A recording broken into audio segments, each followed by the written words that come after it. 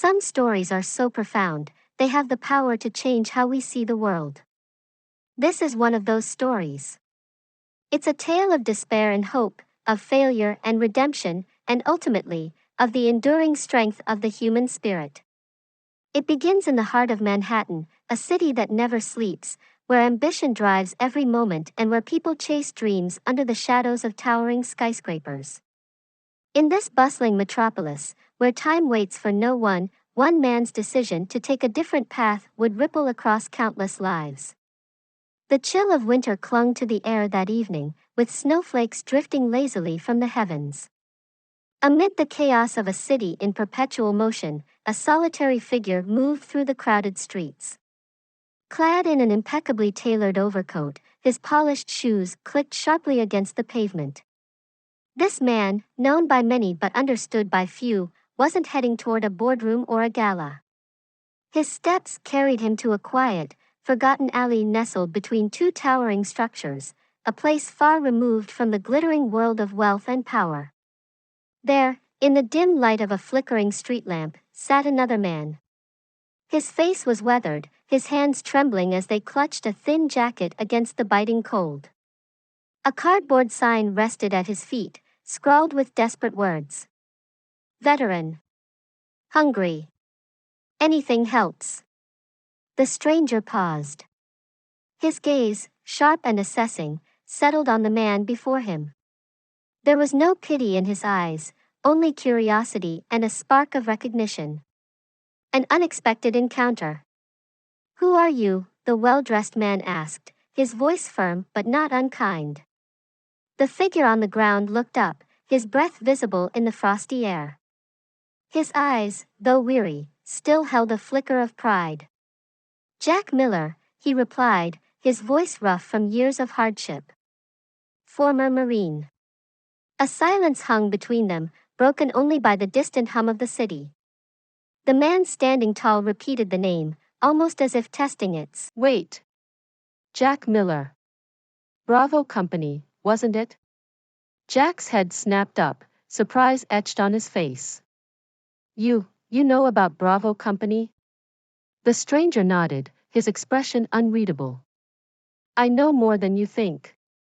For the first time in years, Jack felt a crack in the wall he'd built around himself. Someone remembered Bravo Company. Someone cared. Fragments of a life lost. As the conversation deepened, Jack began to share his story. His words came slowly at first, like a trickle from a rusty faucet, but soon they flowed freely. Bravo Company had been more than a unit, it had been a family. Together, they had faced some of the most harrowing battles in recent history, their courage and skill earning them a legendary reputation. But war is unforgiving. It leaves scars deeper than any wound and takes more than it gives.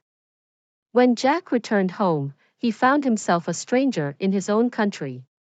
The skills that had made him a hero on the battlefield held little value in the civilian world.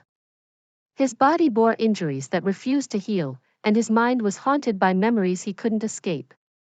The VA system, overwhelmed and underfunded, offered little support. Jobs were scarce, and soon, Jack found himself spiraling into a darkness he couldn't fight alone. "People call us heroes," Jack said, his voice heavy with bitterness.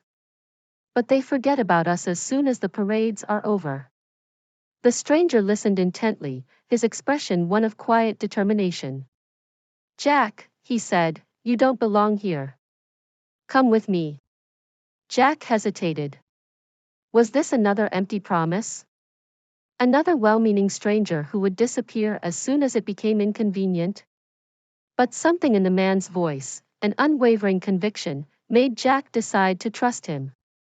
The road to redemption. The days that followed were a whirlwind. The stranger, whose name Jack eventually learned was David, arranged for Jack to stay in a warm hotel room. He provided clean clothes, hot meals, and something Jack hadn't felt in years, dignity. But David didn't stop there. One morning, over a breakfast of eggs and coffee, he leaned forward and said, "Jack, I want to tell your story. Not just yours, but Bravo companies. People need to know what you've been through. Jack shook his head. No one wants to hear about it, David. Most of what we did, it's better left unsaid. That's where you're wrong, David replied firmly. The world needs to hear it. Not to glorify war, but to honor the sacrifices you and your brothers made. And to make sure no one ever forgets. It took weeks of persuasion, but eventually, Jack agreed. Not for himself, but for the comrades he had lost, for the men whose names were etched into his heart, never to be erased. Reuniting Bravo Company. David worked tirelessly, reaching out to veterans organizations, scouring archives, and contacting anyone who might know the whereabouts of Bravo Company's surviving members. Slowly but surely, he pieced together a list. When Jack saw the names, emotions he hadn't felt in years surged to the surface: joy, sorrow, and an overwhelming sense of connection. These were the men who had shared his darkest days and his brightest moments. A reunion was arranged, held in a quiet hall adorned with flags and photographs. As Jack stepped inside, his breath caught. There they were, the brothers he had thought he'd lost forever. One by one, they approached him, their faces a mixture of disbelief and relief. Some embraced him, others saluted, but all of them had the same message: we thought you were gone. Honoring the forgotten heroes. The reunion wasn't just about reconnecting, it was about healing. David had arranged for a filmmaker to document their stories, capturing the raw emotions and unfiltered truths that had been buried for years. Jack found himself standing in front of a camera, his hands trembling as he recounted the battles, the losses, and the moments of camaraderie that had kept them going. For the first time, he felt heard. The documentary, titled Bravo, The Forgotten Heroes, premiered to a standing ovation. It wasn't just a film, it was a movement. Viewers were outraged by the neglect these veterans had endured and inspired by their resilience. Donations poured in, and policies began to change. A legacy restored. Jack's life transformed in ways he couldn't have imagined. He became a public speaker, sharing his story and advocating for veterans' rights. Each time he stood on a stage, he felt the presence of his brothers beside him, their strength fueling his words. But Jack never forgot the man who had saved him from that cold alley. One evening, as they sat together watching the sunset, Jack turned to David and said, "Why did you stop that day?" "Why me?" David smiled, his eyes reflecting the fading light. "Because I saw a man who still had a fight left in him. And because no one deserves to be forgotten." The power of one act.